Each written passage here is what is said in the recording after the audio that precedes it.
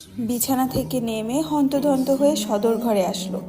সদর ঘর অন্ধকারে তলিয়ে আছে।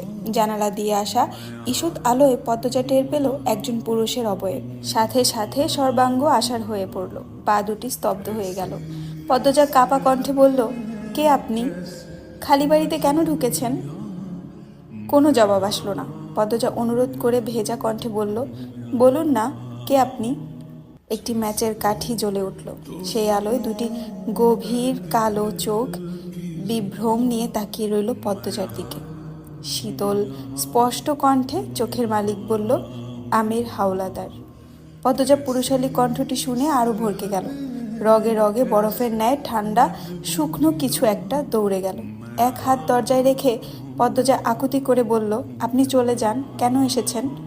উত্তরের আশায় না থেকে পদ্মজা দৌড়ে নিজের রুমে চলে গেল। রুমে ঢুকেই দরজা লাগিয়ে দিল। মস্তিষ্ক শূন্য হয়ে পড়ে, কাজ করছে না। লোকটা যদি সম্মানে আঘাত করে, বা গ্রামের মানুষ যদি দেখে ফেলে, খালি বাড়িতে অচেনা পুরুষের সাথে কেলেঙ্কারি হয়ে যাবে। সে আর ভাবতে পারছে না। দরজায় কড়াঘাত শুনে পদ্মজা রুমের সব আসবাবপত্র ঠেলে ঠুলে দরজার কাছে নিয়ে আসলো। এরপর মাটিতে বসে হাও মাও করে কাঁদতে লাগলো। দুহাত মাথায় রেখে আর্তনাদ করে ডাকলো, আম্মা, কই তুমি? আমি খুব একা, আম্মা। টিনের চালে ঝুমঝুম শব্দ, বৃষ্টির এই ছন্দ অন্যবেলা বেশ ভালো লাগলেও এই মুহূর্তে ভয়ঙ্কর লাগছে পদ্মজার। একটা বজ্রপাত আরও বেশি ভয়ঙ্কর করে তুলেছে পরিবেশ। সে কাচুমাচু হয়ে ফোপাচ্ছে। বৃষ্টির শব্দ একটু কমলে কিছু কথা ভেসে আসে বাতাসে। আপনি ভয় পাচ্ছেন কেন? আমাকে ভয় পাবেন না। বিপদে পড়ে এই বাড়িতে উঠেছি, বিশ্বাস করুন। পদ্মজা কান্না থামালো, কান খাড়া করে শোনার চেষ্টা করলো। দরজার ওপাশ থেকে আমির নামের মানুষটা বলছে, দরজা খুলুন, বিশ্বাস করুন আমাকে, আমি আপনার সাথে কোনো সুযোগ নিতে আসিনি, ভয় পাবেন না। পদ্মজা একটু নড়ে চড়ে বসলো। আমির আবার বলল, শুনছেন?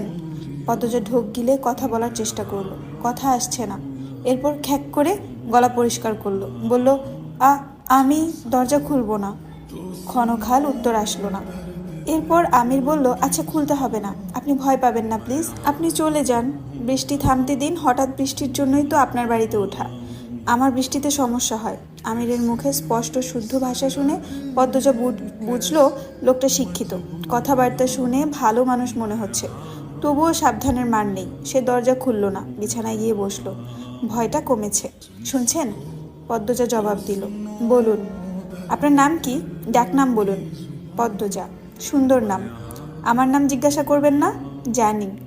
আমির অবাক হওয়ার ভান ধরে প্রশ্ন করলো, কিভাবে আমাকে চিনেন? না, কিছুক্ষণ আগেই নাম বললেন, তখন তো ভয়ে কাঁপছিলেন। নাম শুনেছেন? বাবা। আমিরের কণ্ঠে রসিকতা। পদ্মজা মৃদু হাসলো। কেন হাসলো জানেন না? আমির বলল, শুনছেন? শুনছি। আপনি কি এরকমই ভীতু? আমার সাহসিকতা প্রমাণ করানোর জন্য এখন বের হতে বলবেন, তাই তো? ওপাশ থেকে গগন কাঁপানো হাসির শব্দ আসলো। আমির হাসতে হাসতে বলল, বেশ কথা জানেন তো। এই বিষয়ে কথাবার্তা এড়িয়ে গেল পদ্মজা। বলল, বৃষ্টি কমলেই চলে যাবেন, কিন্তু এত তাড়াতে হবে না। বৃষ্টি কমলেই চলে যাব, কষ্ট নেবেন না। খালি বাড়ি তো। বাকিরা কোথায়? এটা মোর্শেদ কাকার বাড়ি না? জি। ওনার ধানের মিল তো এখন আমার আব্বার দখলে। ছুটিয়ে নেবেন কবে? পদ্মজা অবাক হয়ে দরজার দিকে তাকালো। বিস্ময় নিয়ে বলল, আপনি মাতবর কাকার ছেলে? অবাক হলেন মনে হচ্ছে। মাতবর কাকার ছেলের নাম তো বাবু। আমির হেসে বলল, আমার ডাকনাম বাবু, আম্মা আর আব্বা ডাকে, ভালো নাম আমির। পদ্মজা আর কথা বাড়ালো না। বজ্রপাত থেমেছে, বৃষ্টি রয়েছে। আমির জিজ্ঞাসা করলো, বাকিরা কোথায়? বললেন না? আম্মা আব্বা ঢাকা, আজ ফেরার কথা ছিল। আর আমার দুই বোন আর ভাই নানা বাড়ি, বোধহয় বৃষ্টির জন্য আসতে পারছে না। এখনো আমাকে ভয় পাচ্ছেন? একটু একটু। এটা ভালো, অচেনা মানুষকে একেবারে বিশ্বাস করতে নেই।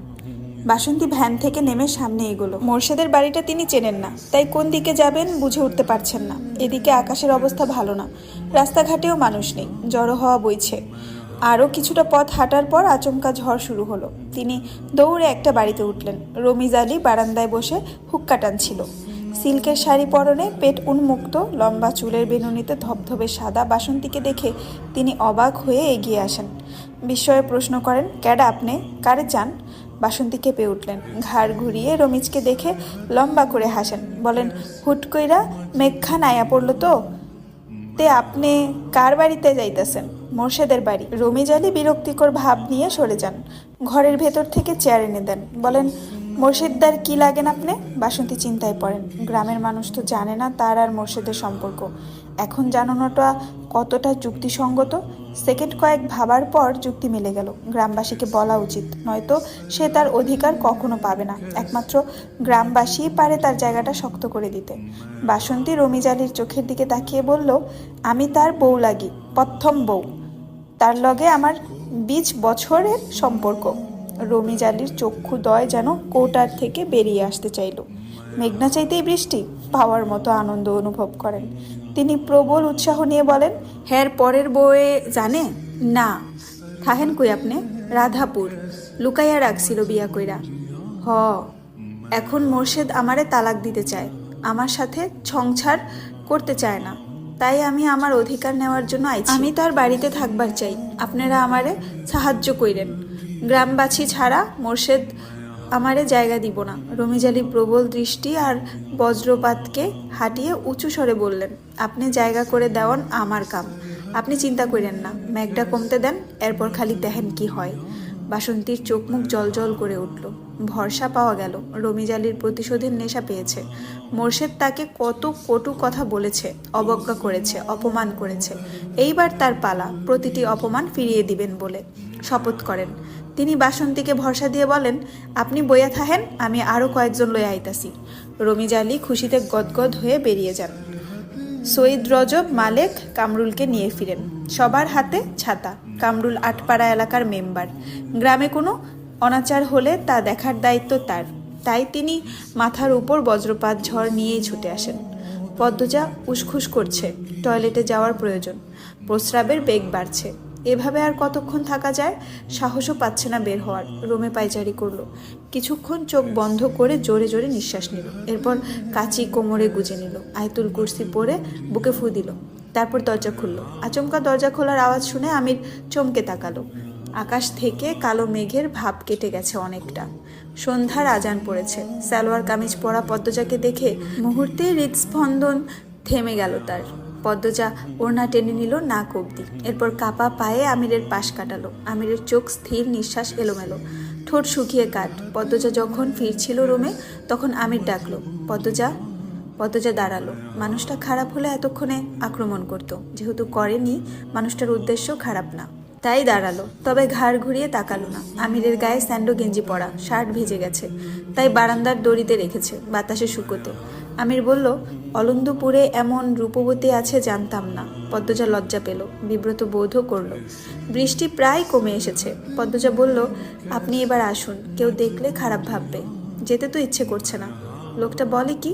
এতক্ষণ বলল বৃষ্টি কমলেই চলে যাবে, এখন বলছে যাবে না। পদ্মজা ঘুরে তাকালো, চোখের দৃষ্টিতে আকুতি নিয়ে বলল, চলে যান। আমির কিঞ্চিত হা হয়ে তাকিয়ে রইল। না চাইতেও পদ্মজা আমিরকে খেয়াল করলো। শ্যামবর্ণের একজন পুরুষ, থুতনির মাঝে কাটা দাগ। সাথে সাথে চোখ সরিয়ে নিল পদ্মজা। কাদো কাদো হয়ে বলল, বৃষ্টি কমে গেছে, আম্মা আব্বা চলে আসবে, চলে যান। আমিরের নিস্তব্ধতা পদ্মজাকে বিরক্ত করে তুলল। এত ঘাড়তেরা দুই কথার মানুষ কিভাবে হয়? উঠানে পায়ের শব্দ, কয়েক জোড়া পায়ের শব্দ। বারান্দা থেকে তাকালো আমির এবং পদ্মজা। গ্রামের এতজনকে দেখে পদ্মজার নিঃশ্বাস বন্ধ হয়ে আসে। দৌড়ে রুমে ঢুকে পড়ল। রমিজ আলী চেঁচিয়ে ডাকেন, কইরে মোর্শেদদা, আকাম কইরা এখন লুকায়া আসোস কেন? বাইর হ, তোর আকাম ধইরা লাইছি। আমির বারান্দা পেরিয়ে বেরিয়ে আসে। গম্ভীর মুখে বলল, ওনারা বাড়িতে নেই। উৎসুক জনতা আমিরকে দেখে অবাক হলো। কামরুল বলেন, আরে আমির, শহর থেকে আইলা কবে? এই তো 4 দিন হলো। আছেন কেমন? এই তো আছি। এইখানে কি করো? আমির উত্তর দেওয়ার আগেই রমিজ আলী প্রশ্ন করেন, বাড়িতে কি কেউ নাই? আমির বেশ সহজ সরল গলায় বলল, আছে, পদ্মজা আছে।